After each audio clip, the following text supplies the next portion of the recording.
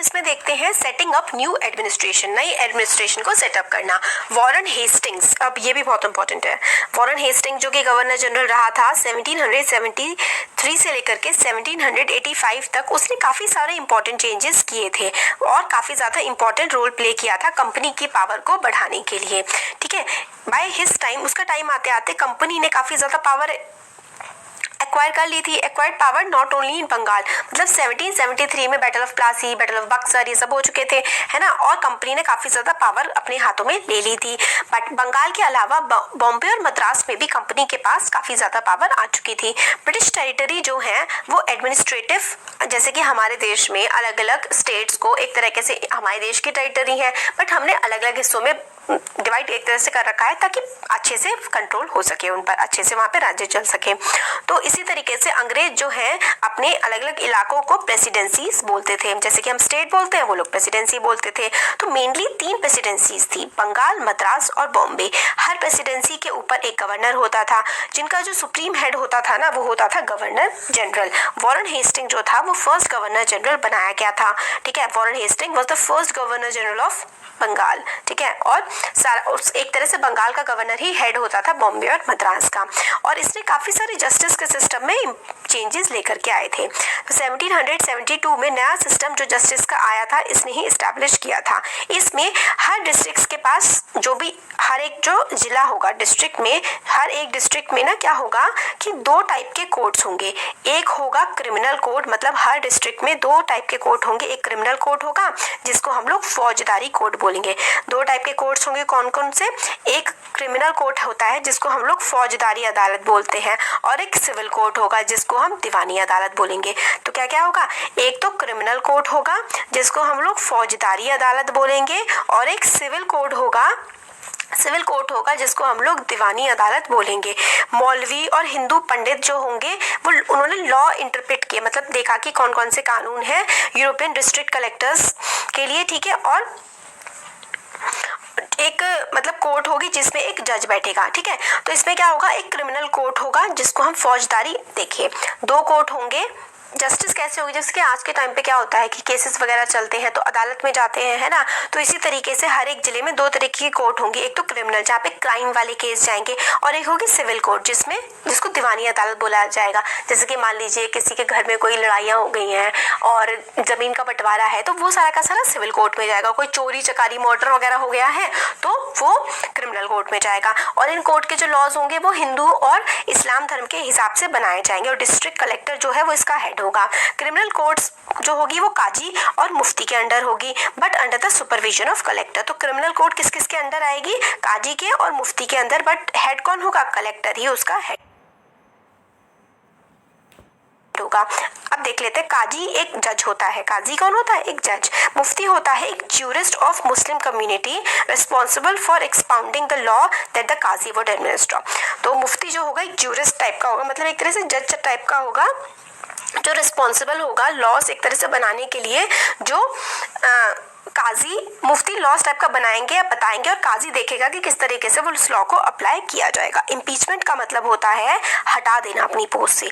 Trial of the House of Lords in England for charges of misconduct brought against a person in the House of Commons. Simple सी बात है, हमारे देश में impeachment होता है प्रेसिडेंट को हटाने के लिए, तो हटाने के लिए किसी पर्सन को इम्पीचमेंट लगाया जाता है।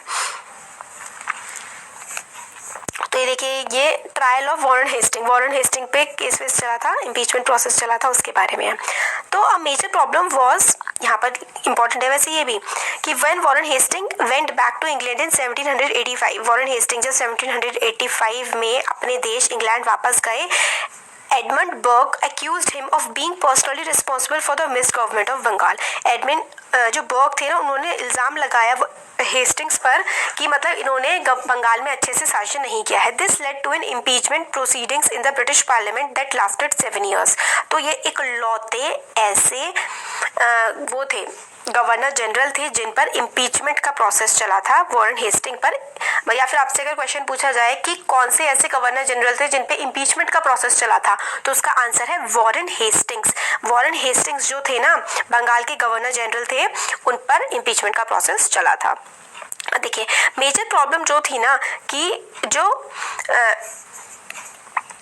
ब्राह्मण पंडित थे ना, वो अलग अलग इंटरप्रिटेशंस देते थे, अलग अलग चीजें बताते थे धर्मशास्त्र के बारे में कि इस तरीके के कानून होने चाहिए। इसी से यूनिफॉर्मिटी लाने के लिए 1775 में 11 पंडितों को बुलाया गया और हिंदू के लॉज को कंपाइल करवाया गया कि भाई हाँ हाँ ये सारे लॉज हैं, एक साथ आप हमें बता दो। तो NB Halhed translated this digest into English. Digest मतलब एक किताब ऐसी बना दी, 11 पंडितों को बुलाया कि भाई क्या क्या लिखा हुआ है धर्मशास्त्र में, आप अपने अपने हिसाब से बता दीजिए, और एक किताब में हम एक उसका समागम टाइप का पूरा एक बना करके कि अच्छा ये चीज है, वो हम लॉज बना देते हैं, और इस चीज को इंग्लिश में ट्रांसलेट किया एनबी हॉलहेड ने। 1771 में code of Muslim laws was also compiled for the benefit of European जजेस। तो 1778 में मुस्लिम्स का भी इसी तरीके से एक कोड बना दिया गया लॉज का अंडर रेगुलेटिंग एक्ट 1773। अब 1773 में ना रेगुलेटिंग एक्ट आया था, दिस इज इम्पोर्टेंट, ये इज इम्पोर्टेंट है कि जो रेगुलेटिंग एक्ट आया था ना 1773 का, उसमें क्या क्या था। 1773 में एक नई कोर्ट को एस्टैब्लिश कर दिया गया। वाइल कोर्ट ऑफ अपील को हम लोग सदर निजामत कहते थे, सदर निजामत अदालत वो सेटअप इन कलकत्ता। तो सुप्रीम कोर्ट कलकत्ता में एस्टैब्लिश किया गया था और एक सदर निजामत अदालत भी कलकत्ता में सेटअप किया गया था 1773 में। प्रिंसिपल फिगर जो थी इंडियन डिस्ट्रिक्ट की वो थे कलेक्टर, हमारे डीएम साहब। इनके पास आज तो कम पावर है, अंग्रेजों के टाइम पर इनके पास बहुत सारी ताकतें हुआ करती थी। एज द टाइटल सजेस्ट, उसका मेन काम था रेवेन्यू कलेक्ट करना। आज कलेक्टर का काम रेवेन्यू कलेक्ट करना नहीं है, आज तो मैनेजमेंट का काम होता है, तभी तो डिस्ट्रिक्ट मजिस्ट्रेट होता है वो।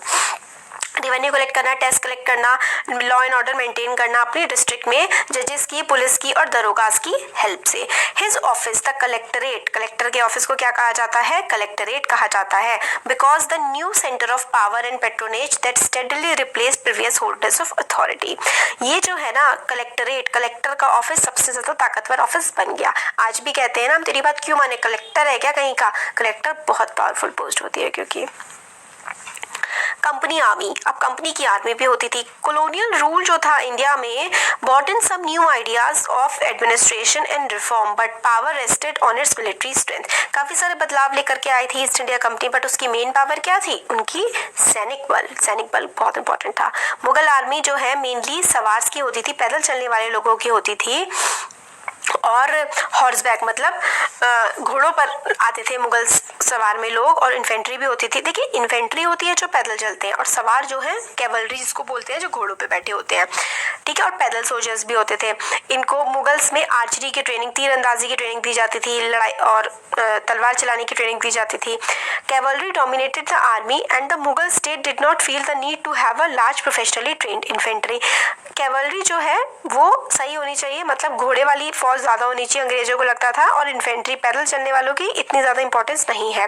रूरल इलाके had a large number of armed peasants and local zamindars often supplied the Mughals with पैदल सोल्जर्स। तो अंग्रेजों मतलब अभी क्या है अंग्रेजों में और उसमें मुगल्स में कंपैरिजन करके बताया जा रहा है कि मुगल्स तो काफी सारे इलाकों में जमींदार और जो वो होते थे ना किसान, उनको भी एक तरह से सोल्जर्स की तरह इस्तेमाल कर लिया करते थे Mughals. A change occurred in 18th century, एक बदलाव आया जब मुगल के सक्सेसर जैसे कि अवध और बनारस ने स्टार्ट कर दिया पीजेंट्स को अपनी आर्मी में रखना and training them as professional soldiers. पहले ऐसे बहुत ज्यादा पीजेंट्स को आर्मी में नहीं लिया जाता था, फिर एकदम से अवध और बनारस में जो नवाब आए उन्होंने पीजेंट्स यानी कि किसानों को एक बिल्कुल ट्रेनिंग प्रोवाइड करनी शुरू कर दी आर्मी की। East India company adopted same method, east India company ने भी यही मेथड अपॉइंट किया और उसने भी आर्मी में लोगों को रिक्रूट करना शुरू कर दिया, जिसको उन्होंने सिपाही कहा या फिर सोल्जर कहा। ठीक है, गांव वाले इलाकों से ईस्ट इंडिया कंपनी ने भी काफी सारे लोगों को अपनी आर्मी में लेना शुरू कर दिया। वॉरफेयर टेक्नोलॉजी 1820s में चेंज हो गई। इसमें अब army cavalry requirements of army decline, मतलब कैवलरी जो है घोड़े वाली आर्मी थी उसकी रिक्वायरमेंट कम होने लगी। 1820s में बंदूकें वगैरह आने लगी थी, तो घोड़े की आर्मी की इतनी ज्यादा जरूरत नहीं पड़ने लगी। This is because British empire was fighting in Burma, Afghanistan, Egypt, where soldiers were armed with muskets and matchlocks. Musket, देखिए मस्केट ना एक ऐसा वो होता था heavy gun used by infantry soldiers. जो पैदल चलने वाले सोल्जर्स थे ना वो काफी हैवी गन इस्तेमाल किया करते थे, उसको ही मस्केट कहा जाता था। मैचलॉक होता था early type of gun in which the powder was ignited by the match. और आप देखिए इन्होंने क्या करना शुरू कर दिया, बंदूकों का इन्वेंशन हो गया था, तो बंदूकों का काफी ज्यादा इस्तेमाल करना इन्होंने शुरू कर दिया था अपनी आर्मी में। सोल्जर जो थे कंपनी के उनको भी मिलिट्री रिक्वायरमेंट्स प्रोवाइड करी गई। Infantry regiments now become more important. अब जो पैदल आर्मी होती थी ना, जिसके पास बंदूकें होती थी, वो सबसे ज्यादा इंपॉर्टेंट हो गए। पहले घोड़े वाले इंपॉर्टेंट होते थे, अब पैदल वाले बंदूकों वाले इंपॉर्टेंट हो गए। अर्ली 19th सेंचुरी में ब्रिटिश ने स्टार्ट कर दिया यूनिफॉर्म मिलिट्री कल्चर, मतलब हर समय हम अपनी जो है आर्मी रखेंगे। सोल्जर्स वर ट्रेन, सोल्जर्स को ट्रेनिंग दी जाती थी। Soldiers increasingly subject to European style training, अब इंडिया के जो सोल्जर्स थे उनको भी यूरोपियन स्टाइल ट्रेनिंग देने लगे। Drill and discipline that regulated their life far more before, अब उनकी ड्रिलिंग वगैरह होने लगी, डेली ट्रेनिंग वगैरह चलती थी, है ना। अब इसमें कास्ट की और कम्युनिटी की फीलिंग भी काफ़ी ज़्यादा इग्नोर कर दी गई। इससे क्या हुआ, क्योंकि उनको प्रोफेशनल सोल्जर्स चाहिए थे। कास्ट वगैरह ये सब तो हमारे देश में मानी जाती थी, वो लोग तो इन सब चीज़ों को मानते नहीं, तो उनका तो धर्म ही अलग था, तो हर किसी को रिक्रूट किया गया। मगर हमारे देश के लोगों में इससे थोड़ी दिक्कत होने लगी। Could individuals so easily give up their caste and religious feelings? Could they see themselves only as soldiers and not as a member of communities? But क्या एक इंसान अपने धर्म को ऐसे ही भूल जाएगा, अपनी जाति को ऐसे भूल जाएगा? क्या अगर वो सोल्जर बन गया है, बाकी सारी चीज़ों को वो छोड़ देगा? अब इस तरीके से जो उनकी ड्रिलिंग होती थी, उसमें किस तरीके से उनकी रिलीजियस प्रैक्टिसेस हर्ट हुई, ये सब हम देखेंगे आगे के चैप्टर्स में। उसी की वजह से 1857 का रिवोल्ट हुआ था। सिपॉइस को कैसा लगता था, किस तरीके से वो अपनी ज़िंदगी में उनकी आइडेंटिटी जो चेंज हो रही थी उसको देख रहे थे। रिवोल्ट हुआ था 1857 का, उसके बारे में हम आगे देखेंगे चैप्टर 5 में। अब कंक्लूजन में क्या आता है, दस ईस्ट इंडिया कंपनी जो ट्रांसफॉर्म हो चुकी थी एक व्यापार करने की कंपनी से एक पावर में, एक साम्राज्य बना लिया था उसने हमारे देश में। नई स्ट्रीम टेक्नोलॉजी, अलग अलग टेक्नोलॉजी का अराइवल हुआ 19th सेंचुरी में। इससे क्या हुआ, उनको और ज़्यादा हेल्प मिल गई। हमारे देश में टेक्नोलॉजिकल डेवलपमेंट नहीं हुए ज़्यादा, अंग्रेज़ों ने बहुत ज़्यादा कर लिए। और इससे 6 and 18 months to travel by sea, पहले क्या लगता था 6 से 18 महीने लग जाते थे ट्रैवल करने में सी से, बट स्टीम शिप्स आने लगे तो जर्नी जो है ना ब्रिटिशर्स की वो बहुत ही ज़्यादा आसान हो गई और वो आराम से इंडिया पहुंचने लगे। 1857 में company came to exercise direct control over 63% of the territory and 78% of population of Indian subcontinent. 1857 आते आते जो ईस्ट इंडिया कंपनी थी ना, ये 63% हमारे देश के इलाके पर राज कर रही थी। Combined with its indirect influence on the remaining territory and population of the country, East India Company had virtually the whole of India under its control. 63% इलाके पे डायरेक्ट कंट्रोल कर रहे थे, बाकी सारे राजा इनके अंडर थे। जो राजा वगैरह बचे हुए थे ना, उन्होंने इनका आधिपत्य स्वीकार कर लिया था अंग्रेजों का। तो आप समझिए कि पूरा का पूरा देश ही अंग्रेजों के कंट्रोल में आ चुका था, हम लोग पूरी तरीके से गुलाम बन चुके थे। तो ये चैप्टर हमारा कंप्लीट हो गया।